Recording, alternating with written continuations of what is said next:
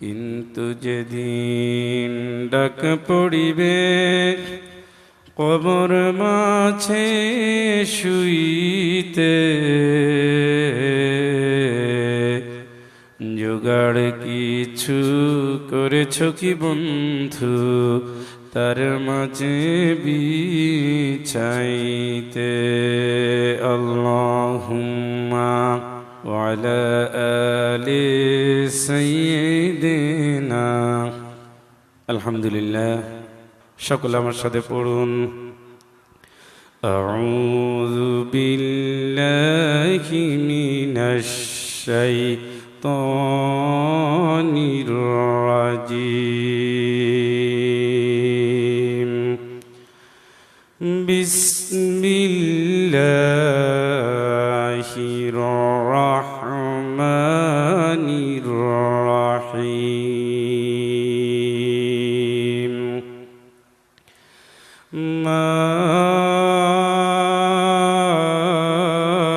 আসাবা মিন মুসিবাতিন ইল্লা বিইذنিল্লাহ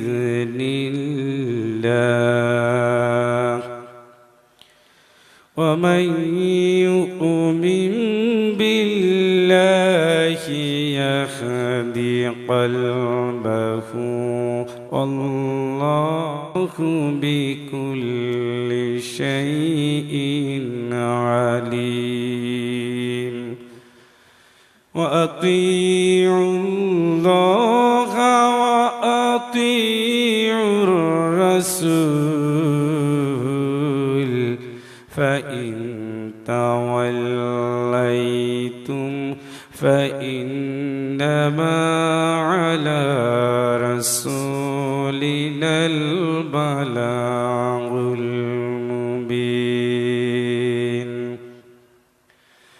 আল্লাহু লা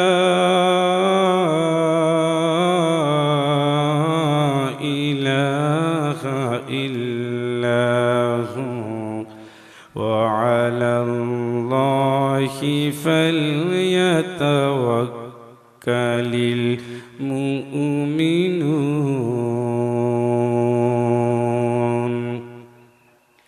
ইয়া আইয়ুহাল্লাযীনা আমানু ইন্না মিন আজওয়াজিকুম ওয়া আওলাদিকুম আদুওয়াল লাকুম ফাহযারুহুম ওয়া ইন তা'ফু ওয়া তাসফাহু ওয়া তাগফিরু ফাইন্নাল্লাহা গফুরুর রাহিম। ইন্নামা আমওয়ালুকুম ওয়া আওলাদুকুম ফিতনাহ ওয়াল্লাহু ইনদাহু আজরুন আযীম। সাদাকাল্লাহুল আলিয়্যুল আযীম। আল্লাহ রাব্বুল আলামিন বলছেন, আল্লাহর অনুমতি ছাড়া কোনো বিপদ আসে না। সুতরাং যারা ঈমানদার, আল্লাহর উপরে যারা ঈমান এনেছে, আল্লাহ তাআলা তাদের কলবকে হেদায়েতের পথ দেখাবেন। সুবহানাল্লাহ বলে। আর তোমরা দুনিয়ার জিন্দেগিতে যে কাজই করো জানেন কে? জোরে বলেন। আল্লাহ রাব্বুল আলামিন জানেন। তোমরা গোলাম হও আল্লাহর, আদর্শ মেনে নাও নবীজির। এখান থেকে যদি তোমরা সরে যাও, আল্লাহর গোলামিতে যদি বিমুখ হয়ে যাও, রাসূলের আদর্শ যদি তোমাদের ভালো না লাগে, আল্লাহ রাব্বুল আলামিন বলছেন তাহলে রাসূলের কাজ শুধু পৌঁছে দেওয়া, তোমাদের কোনো দায়ভার আমার নবীজির থাকবে না, ঠিক কিনা? আল্লাহু লা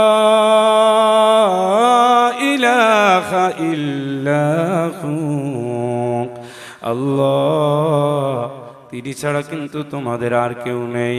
সুতরাং ও বিপন্ন মানুষেরা শোনো, আল্লাহর পথের পথিকেরা শোনো, নবীর আদর্শের অনুসারী তোমরা যারা শোনো, যারা ভরসা করবা, ইমানদার হিসেবে যারা ভরসা করবা, শুধু আল্লাহর উপরেই তোমাদের ভরসা করার দরকার, ঠিক কিনা?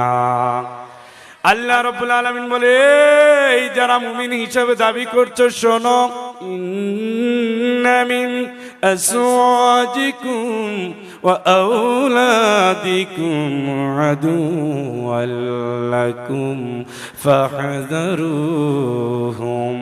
আমি আল্লাহ রাব্বুল আলামিন বলছি, শোনো, তোমাদের কতক কতক স্ত্রী, কতক কতক সন্তান কিন্তু তোমাদের শত্রু।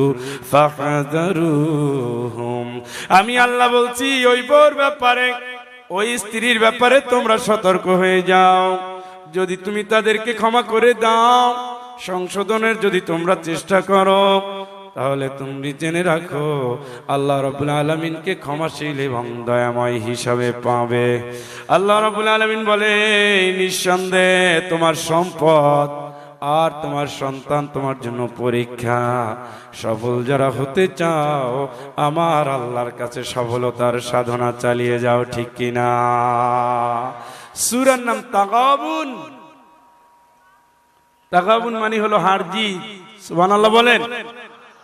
তাগাবুন মানে কি? হার জিত। 11 থেকে শুরু করে 15 নম্বর আয়াত আমি আপনাদের সামনে তেলাওয়াত করে সহজ করে আমার মতো অর্থ বলেছি। এই সূরাটি নাজিল হয়েছে, এটা নিয়ে খুবই দ্বন্দ্ব আছে, মক্কায় না মদিনায়, তবে বেশিরভাগ অর্ধেক মক্কায় অর্ধেক মদিনায়। এই সংক্রান্ত মুফাসসিরিন মুহাদ্দিসিনরা এই ব্যাখ্যাই দিয়েছে। কঠিন ক্রান্তিকাল, মানে মুসলমানের কোনো দায়িত্বই পালন করা যাচ্ছে না। ঈমান আনার সাথে সাথে জ্বলন্ত অঙ্গার তাদের বুকের উপরে চাপা দেওয়া হচ্ছে।